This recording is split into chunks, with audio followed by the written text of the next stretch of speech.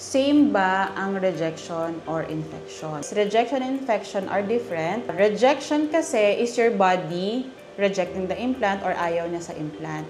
So, it is inherently nasa iyo na ayaw niya ng implant. Pagdating naman sa infection, infection is nagkaroon ng bacterial infection because of open wound or hindi mo nililinis yung sugat mo, kaya nagkaroon ng infection sa loob ng nose mo or dun sa sugat, which is nahawa yung implant sa loob. Pwede pa ba akong maglagay ng implant kapag na-infect ako?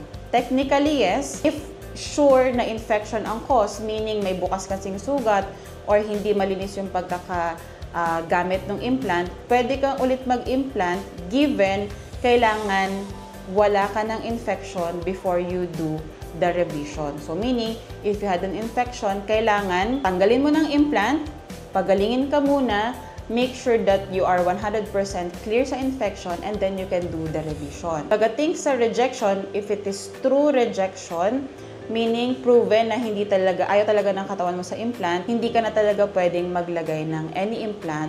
Or if, for example, doc, rejection kasi ako ng Gore-Tex, gusto ko mag-silicone or vice versa, there's still a possibility, there is a risk, but it is still pwede if you want to take the risk.